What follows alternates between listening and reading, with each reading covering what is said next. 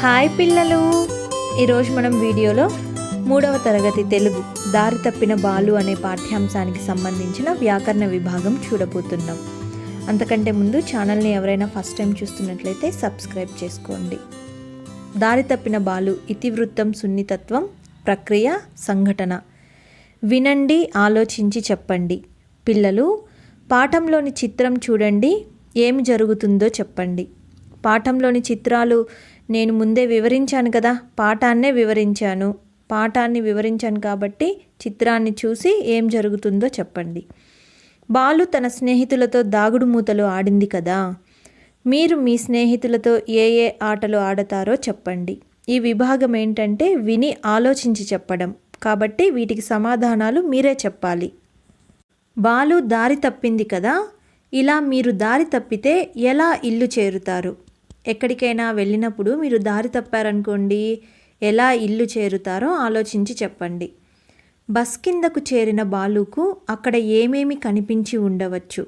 Bus కిందికి చేరిన బాలుకి అక్కడ ఏమేమి కనిపించి ఉండవచ్చు? ఇంజన్, ఇంకా ఏమేమి కనిపించి ఉండవచ్చో ఆలోచించి చెప్పండి. బాలుకి రోడ్డు మీద వెళ్ళే బస్సులను చూస్తే ఆశ్చర్యం వేసింది. మీకు వేటిని చూస్తే ఆశ్చర్యం అనిపిస్తుంది? విమానమా, రైలా? వేటిని చూస్తే ఆశ్చర్యం అనిపిస్తుందో చెప్పండి. తర్వాత విభాగం ధారాళంగా చదవండి, అర్థం చేసుకుని చెప్పండి, రాయండి.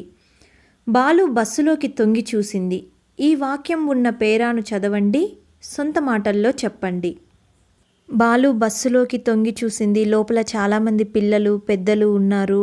ఇలా ఏం జరిగిందో మీ సొంత మాటల్లో మీరు పాఠం బాగా చదివి చెప్పండి. తరువాత పాఠం చదవండి, కింది వాక్యాల్లో తప్పు ఒప్పులను గుర్తించండి. మొదటి వాక్యం, బస్సు చక్రం తిప్పడం బాలుకు సరదా అనిపించింది. బస్సు చక్రం తిప్పడం బాలుకి సరదా అనిపించిందా లేదా?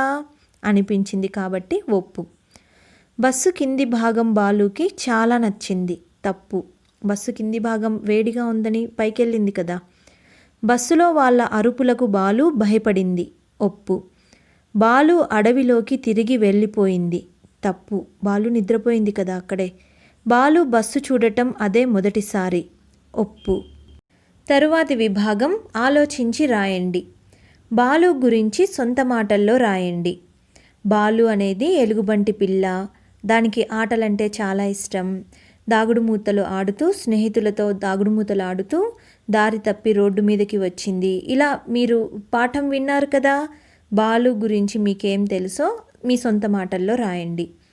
నీకు దారి తప్పిన బాలు ఎదురైతే ఎలా సహాయం చేస్తావు? ఆ దారి తప్పిన బాలు నీకే గనుక ఎదురైతే ఎలా సహాయం చేస్తావు? తాగడానికి మంచినీళ్ళు, ఆకలి తీర్చడానికి ఏవైనా పండ్లు ఇచ్చి జూ అధికారికి ఫోన్ చేస్తావా? లేకుంటే భయపడి పారిపోతావా? ఒకవేళ సహాయం చేస్తావు అని అడిగారు కాబట్టి నీకు దారి తప్పిన బాలు ఎదురైతే ఎలా సహాయం చేస్తారో రాయండి, సరిపోతుంది. బాలుకు చక్రం మీద చెయ్యి వేసి తిప్పడం సరదాగా అనిపించింది కదా. ఏ ఏ పనులు చేస్తే మీకు సరదాగా ఉంటుందో రాయండి. ఉదాహరణకి పిల్లలకి ఆటలు ఆడుతూ ఉంటే, గాలిపటాలు ఎగిరేస్తూ ఉంటే, లేకుంటే ఇసుకలో బొమ్మరిల్లు కట్టడం, సైకిల్ తొక్కడం, క్రికెట్ ఆడటం, ఇలా చాలా పనులు చేస్తే సరదాగా ఉంటుంది కదా మీకు. ఏ ఏ పనులు చేస్తే మీకు సరదాగా ఉంటుందో రాయండి. తరువాతి విభాగం పదజాలం. బాలు అంటే ఎలుగుబంటి పేరు కదా. బాలు అంటే ఎవరి పేరు? ఎలుగుబంటి పేరు. కింది జంతువులకు మీరు ఏమి పేర్లు పెడతారో రాయండి. నేను కొన్ని పేర్లు రాశాను, మీరు సొంతంగా కొన్ని పేర్లు రాయండి. కుక్కకి స్నూఫీ అని, ఏనుగుకు జంబో, పిల్లికి డాలీ, గుర్రానికి పోనీ, కుందేలుకు స్వీటీ, ఆవుకి జాలీ అని పేర్లు పెట్టాను. మీరు సొంతంగా రాయండి. అట్లాగే మీకు ఇష్టమైన జంతువుల, పక్షుల పేర్లు రాయండి, వాటికి పేర్లు పెట్టండి. చూడండి, జంతువు ఆవుకి కల్పవల్లి అని, ఎద్దు రాజు, పులి విభీషణ. చూడండి, పక్షులకి, జంతువులకి పేర్లు రాశాను. వీడియోని పాస్ చేసి మీరు రాయండి. తర్వాత కింది పదాలను చదవండి. వాటికి బహువచన పదాలు పాఠంలో ఉన్నాయి, వాటిని చూసి రాయండి. కింద ఏకవచనం ఇచ్చారు. ఏక అంటే ఒకటి. ఏదైనా వస్తువు ఒకటే ఉంటే దానిని ఏకవచనం అంటారు. కారు ఏకవచనం, కార్లు బహువచనం. బస్సు బస్సులు, మనిషి మనుషులు, కొండ కొండలు, చెట్టు చెట్లు, చక్రం చక్రాలు. ఈ బస్సులో ఏవేవి ఉండాలో రాయండి. కొన్ని భాగాలు లేవు చూడండి.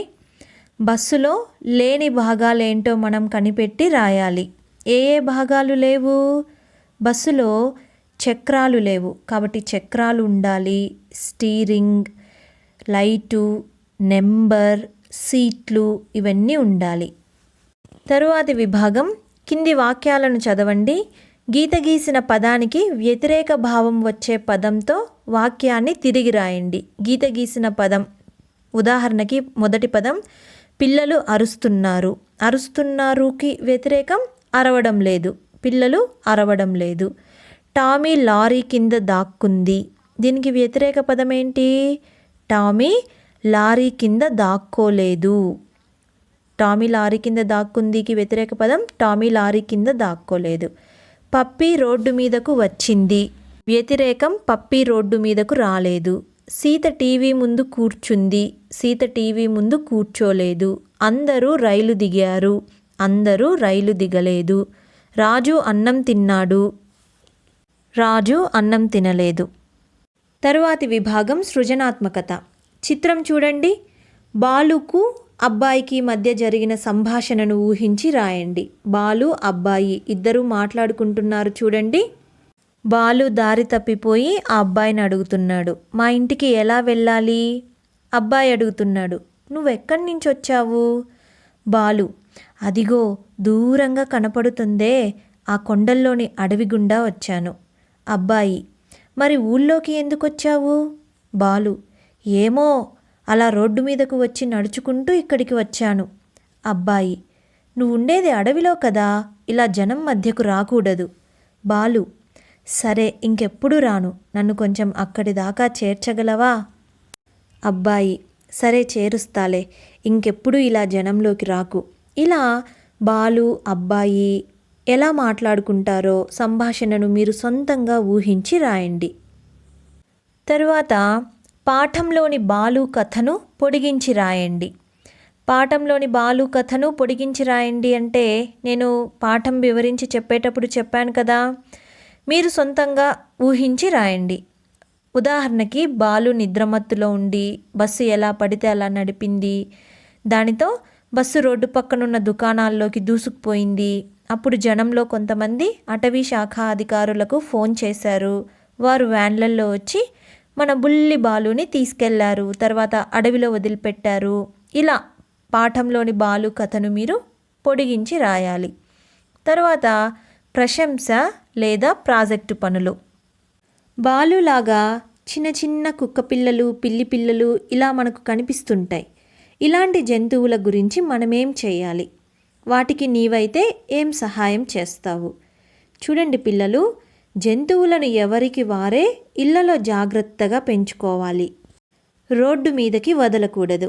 ఒకవేళ మీకు చిన్న చిన్న కుక్క పిల్లలు, పిల్లి పిల్లలు కనపడితే మీరేం చేస్తారు? నీరు, ఆహారం ఇవి ఇచ్చి వాటిని బాగా చూసుకుంటారా, లేకుంటే ఏం చేస్తారో రాయండి. కింది చిత్రాన్ని చూడండి.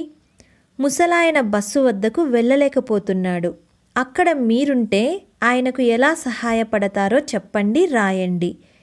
చూడండి, ముసలాయన బస్సు దగ్గరికి వెళ్ళలేకపోతున్నాడు కదా. మీరు తాత దగ్గరకు వెళ్ళి, తాత ఎటు వెళ్ళాలి అని అడిగి రోడ్డు దాటిస్తారా?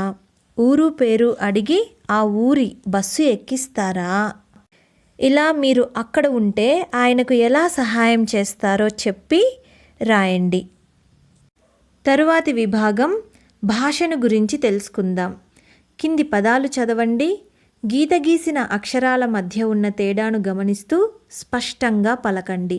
చూడండి, అటక, ఆట, ఇలా, ఈలా, ఉషా, ఊడ, ఎకరం, ఏతం, ఒకటి, ఓడా.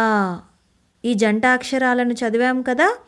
ఈ అచ్చులలో పొట్టిగా పలికే వాటిని అంటే ఆ, ఈ, ఉ, ఏ, ఓ వీటిని పొట్టిగా పలుకుతున్నాం. వీటిని హ్రస్వాలు అంటారు.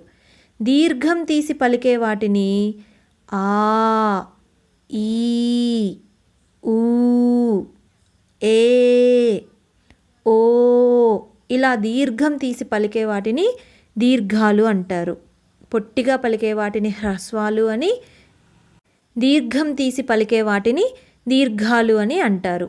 హ్రస్వాలు దీర్ఘాలతో మొదలయ్యే పదాలను పట్టికలో రాయండి. చూడండి, పెద్ద పెద్ద అక్షరాలతో ఇచ్చారు హ్రస్వాలు దీర్ఘాలు. చూడండి, హ్రస్వాలకు ఉదాహరణలు, దీర్ఘాలకు ఉదాహరణలు నేను ఇక్కడ ఇచ్చాను. అరక, ఇటుక, ఉడుత, ఎలుక, ఒర, ఆవు, ఈదర. చూడండి, ఊరు, ఏడు, ఓడ. ఇవి హ్రస్వాలు దీర్ఘాలతో మొదలయ్యే పదాలు. పిల్లలు, దీనితో ఈ పాఠానికి సంబంధించిన వ్యాకరణ విభాగం పూర్తి అయింది. ఈ వీడియో మీకు నచ్చితే లైక్ చేసి, షేర్ చేసి ఛానల్కి సబ్స్క్రైబ్ చేసుకోండి. Thank you.